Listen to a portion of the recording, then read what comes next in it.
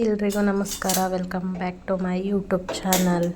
ಇವತ್ತು ಏನು ಮಾಡಿ ತೋರಿಸ್ತಿದ್ದೀನಪ್ಪ ಅಂದರೆ ಜೋಳದ ರೊಟ್ಟಿ ಎಂಬುದು ಉತ್ತರ ಕರ್ನಾಟಕದ ಅತ್ಯಂತ ಜನಪ್ರಿಯ ಸಾಂಪ್ರದಾಯಿಕ ಮತ್ತು ಆರೋಗ್ಯಕರವಾದ ಮುಖ್ಯ ಆಹಾರವಾಗಿದೆ. ಇದು ಪ್ರತಿನಿತ್ಯ ಉತ್ತರ ಕರ್ನಾಟಕದ ಮನೆಯಲ್ಲಿ ಡೈಲಿ ಇರಲೇಬೇಕು. ಸೊ ಇದನ್ನು ಎಣ್ಣೆ ಬಳಸದೆ ಮಾಡೋದ್ರಿಂದ ಇದು ಬಿಸಿ ಬಿಸಿ ಎಣ್ಣೆಗಾಯಿ, ಬದನೆಕಾಯಿ ಪಲ್ಯ, ಶೇಂಗಾ ಚಟ್ನಿ ಪುಡಿ, ಮೊಸರು, ಹಸಿಮೆಣಸಿನ್ಕಾಯಿ ಚಟ್ನಿ ಇದರ ಜೊತೆ ಸವಿದ್ರೆ ತುಂಬ ಟೇಸ್ಟಾಗಿರುತ್ತೆ. ಇದನ್ನು ಕ್ವಿಕ್ಕಾಗಿ ಯಾವ ರೀತಿ ಮಾಡೋದು, ತುಂಬ ಈಸಿಯಾಗಿ ಯಾವ ರೀತಿ ಮಾಡೋದು ಅಂತ ಈ ವಿಡಿಯೋದಲ್ಲಿ ನಾನು ನಿಮಗೆ ತಿಳಿಸ್ಕೊಡ್ತಿದ್ದೀನಿ. ಫಸ್ಟು ಒಂದು ಪಾತ್ರೆನ ಬಿಸಿ ಮಾಡೋಕ್ಕಿಟ್ಟು ಅದರಲ್ಲಿ 2 ಲೋಟದಷ್ಟು ನೀರು ಹಾಕ್ತಾಯಿದ್ದೀನಿ. ನೀರು ಚೆನ್ನಾಗಿ ಕುದೀತಿರುವಾಗಲೇ ನೀರು ಚೆನ್ನಾಗಿ ಕುದಿಬೇಕು. ಸುಮ್ಮನೆ ಬಿಸಿ ಆದರೆ ಸಾಲಲ್ಲ. ಸೊ ಚೆನ್ನಾಗಿ ಕುದಿಬೇಕಾದ್ರೇ ಇದಕ್ಕೆ ಜೋಳದ ಹಿಟ್ಟನ್ನ ಮಿಕ್ಸ್ ಮಾಡ್ಕೊತಿದ್ದೀನಿ. ನಾನಿಲ್ಲಿ ಒಂದು 10 ರೊಟ್ಟಿಗೆ ಆಗೋಷ್ಟು ಹಿಟ್ಟನ್ನ ಹಾಕ್ಕೊಂಡಿದ್ದೀನಿ. ನಿಮಗೆ ಅಳತೆ ಗೊತ್ತಾಗಲಿಲ್ಲ ಅಂದರೆ ನಾವು ಟೀ ಕುಡಿತೀವಲ್ಲ ಒಂದು ಗ್ಲಾಸಲ್ಲಿ 2 ರೊಟ್ಟಿ ಮಾಡ್ಬೋದು.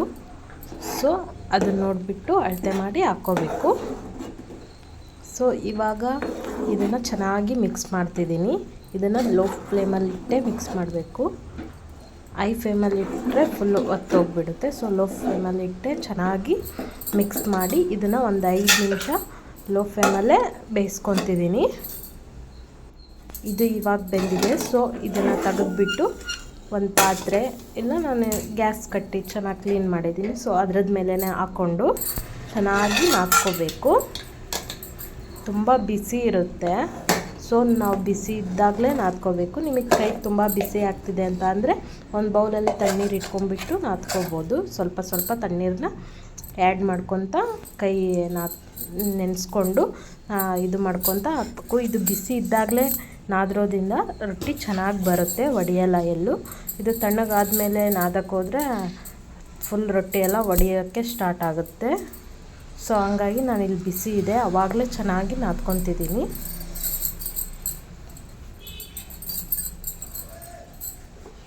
ಸ್ವಲ್ಪ ಹಿಟ್ಟು ಕೂಡ ಹಚ್ಕೊಂಡು ನಾದ್ಕೊಂಡಿದ್ದೀನಿ ನಾನಿಲ್ಲಿ. ಇದು ಎಷ್ಟು ಸಾಧ್ಯನೋ ಅಷ್ಟು ಚೆನ್ನಾಗಿ ನಾದ್ಕೊಳಕ್ಕೆ ಟ್ರೈ ಮಾಡಿ.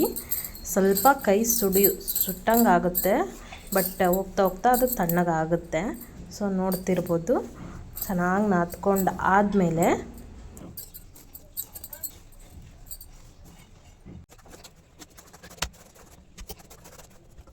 ಇವಾಗ ಚೆನ್ನಾಗಿ ನಾದಿ ಇಟ್ಟಿರೋ ಹಿಟ್ಟಲ್ಲಿ ನಾವು ಚಪಾತಿಗೆ ತೊಗೊತೀವಲ್ಲ ಅಷ್ಟು ಹಿಟ್ಟು ತೊಗೊಂಡ್ರೆ ಸಾಕು. ಸೊ ಇವಾಗ ತೊಗೊಂಡು ಅದಕ್ಕೆ ಈ ಥರ ವಿಡಿಯೋದಲ್ಲಿ ತೋರಿಸ್ತಿರೋ ಹಾಗೆ ಸ್ವಲ್ಪ ಅಗಲ ಮಾಡ್ಕೊಂಡು ಕೈಯಲ್ಲಿ ಪ್ರೆಸ್ ಮಾಡಿಕೊಂಡು ಅದಕ್ಕೆ ಜೋಳದ ಹಿಟ್ಟನ್ನು ಹಾಕ್ತಾಯಿದ್ದೀನಿ. ಹಾಕ್ಬಿಟ್ಟು ಇವಾಗ ವಿಡಿಯೋದಲ್ಲಿ ನೋಡ್ತಿರೋ ಹಾಗೆ ಸ್ವಲ್ಪ ಸ್ವಲ್ಪ ಸ್ವಲ್ಪ ತಟ್ಕೊತ ಹೋಗಬೇಕು. ಅದು ದೊಡ್ಡದಾಗ್ತಾ ಹೋಗುತ್ತೆ. ಇವಾಗ ನಾನು ಫುಲ್ಲು ಚೆನ್ನಾಗಿ ಬಡ್ದಿದ್ದೀನಿ ರೊಟ್ಟಿನ. ಸೊ ನಮಗೆ ಬಡಿಯೋಕ್ಕೆ ಬರೋಲ್ಲ ಅಂತ ಅಂದರೆ ಇದನ್ನು ಉದ್ದುಬಿಟ್ಟಾದರೂ ಮಾಡ್ಬೋದು. ನಾವು ಚಪಾತಿ ಉದ್ದಿದ್ದೀವಲ್ಲ ಆ ಮನೆಗೆ ಪೇಪರ್ ಸುತ್ಕೋಬೇಕು, ಪ್ಲಾಸ್ಟಿಕ್ ಪೇಪರ್ ಸುತ್ಕೊಂಡು ಉದ್ದಬೇಕು. ಸುಮ್ಮನೆ ಹಂಗೆ ಉದ್ದಕ್ಕೆ ಹೋದರೆ ರೊಟ್ಟಿ ಹರಿಯುತ್ತೆ. ಸೊ ಹಂಗಾಗಿ ಅದಕ್ಕೆ ಪ್ಲಾಸ್ಟಿಕ್ ಕವರ್ ಸುತ್ಕೊಂಡು ಉದ್ದಿದ್ರೆ ಚೆನ್ನಾಗಿ ಬರುತ್ತೆ. ನಾನು ಇವಾಗ ಕೈಯಲ್ಲೇ ತಟ್ಟಿದ್ದೀನಿ, ನೋಡ್ತಿರ್ಬೋದು. ಇವಾಗ ಒಂದು ಸೈಡಲ್ಲಿ ಹಂಚು ಬಿಸಿ ಮಾಡೋಕ್ಕಿಟ್ಟಿದ್ದೆ. ಇವಾಗ ಹಂಚು ಕಾದಿದೆ. ಅದಕ್ಕೆ ಆ ರೊಟ್ಟಿನ ನಾವು ಯಾವ ಸೈಡ್ ಬಡದಿರ್ತೀವಲ್ಲ ಅದ್ರ ಉಲ್ಟಾ ಆಪೋಸಿಟಾಗಿ ಹಾಕಬೇಕು. ಸೊ ಅದ್ರ ಮೇಲೆ ಒಂದು ತಣ್ಣನ ನೀರು ಬಟ್ಲದಲ್ಲಿ ಇಟ್ಕೊಂಡು ಒಂದು ಬಟ್ಟೆ, ಕಾಟನ್ ಬಟ್ಟೆ ತೊಗೊಂಡು ಅದಕ್ಕೆ ಚೆನ್ನಾಗಿ ಸವರಬೇಕು. ಫುಲ್ಲು ಮೇಲೆ ಕೆಳಗೆಲ್ಲ ಹಿಟ್ಟಾಕಿ ನಾವು ಬಡದಿರ್ತೀವಲ್ಲ ರೊಟ್ಟಿ, ಆ ಹಿಟ್ಟೆಲ್ಲ ಅದಕ್ಕೆ ಅಂಟ್ಕೊಂಡಿರುತ್ತಲ್ಲ, ಒತ್ತದಂಗೆ ಆಗುತ್ತೆ. ಸೊ ಹಾಗಾಗಿ ಆ ಹಿಟ್ಟನ್ನೆಲ್ಲ ಸವರಬೇಕು. ಅದನ್ನು ಒಂದು 5 ನಿಮಿಷ ಮೇಲೆ ಬಬಲ್ಸ್ ಬಂದಂಗೆ ಆಗುತ್ತೆ. ಆವಾಗ ನಾವು ಒಳಿಸಿ ಹಾಕಬೇಕು. ನೋಡ್ತಿರ್ಬೋದು.